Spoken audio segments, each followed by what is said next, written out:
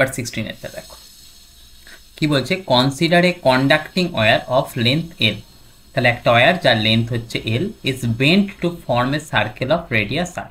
তাহলে একটা ওয়্যার ছিল যার লেন্থ ছিল এল, সেটা দিয়ে একটা সার্কেল তৈরি করা হয়েছে, মানে কি L will be equal to 2 pi R. Another conductor of length A small A is bent to form a square, right. তাহলে এই যে স্কোয়ারটা ছিল এটা দিয়ে একটা স্কোয়ার করা হয়েছে, মানে এ ইকুয়াল টু কত আসবে 4 × s। আমি এখানে থেকে কী জিনিস ধরে নিয়েছি, এখানে ধরে নিয়েছি small R.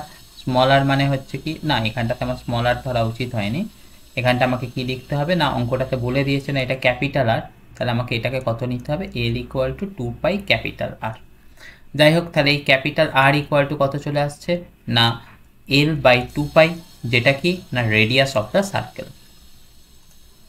Radius of circle আমি এখানটাতে বিগ সার্কেল লিখে রাখি।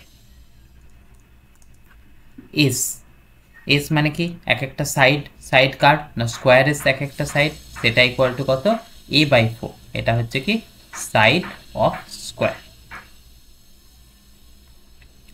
কি করা হয়েছে দেখো এখানটাতে, যে কন্ডাক্টিং ওয়্যারটা ছিল সেটা দিয়ে তো সার্কেল তৈরি করা হয়েছে। চলো এটা দিয়ে আমি একটা সার্কেল এরকম বড় সার্কেল বানিয়ে দিই, যার রেডিয়াস কত বলছে না, যার রেডিয়াস বলছে ক্যাপিটাল আর। কি বলা হয়েছে, তার মাঝখানেতে একটা কন্ডাক্টর যার লেন্থ ছিল এ, সেটাকে স্কোয়ার বানানো হয়েছে, নিয়ে কি করা হয়েছে না মাঝখানেতে বসিয়ে রাখা হয়েছে। আর কি বলা হয়েছে নাকি two loops are placed in a same plane such that square loop is exactly at the centre of the circular loop. তার মানে কি একদম সেন্টারে এরকম করে তাকে বসিয়ে রাখা হয়েছে। তো রাখুক, ওদের ইচ্ছা গেছে ওরা রেখেছে। আমাদের কি কাজ, এই সার্কেল আছে, সার্কেলের জন্য সেন্টারেতে ম্যাগনেটিক ফিল্ড কত আছে না, সেন্টারেতে ম্যাগনেটিক ফিল্ড আছে আমাদের স্যার μ0I/2r, রাইট। ওই যে আমাদের ভিতরেতে স্কোয়ার লুপটা বসিয়েছি, স্কোয়ার লুপে ফ্লাক্স কত আছে না B into area. B into area মানে কত বি, সেটার ভ্যালু কত μ0I/2r। এরিয়া, এরিয়া মানে কত ওই স্কোয়ারের এরিয়া, স্কোয়ারের এরিয়া কত হয় না, স্কোয়ারের এরিয়া হয় যে এ স্কোয়ার, মানে এখানেতে এ মানে কত এস, তাহলে এখান থেকে কত বলতে হবে এস এর স্কোয়ার, কারণ এক একটা সাইড কত করে নিয়েছিলাম এই যে এস করে নিয়েছিলাম।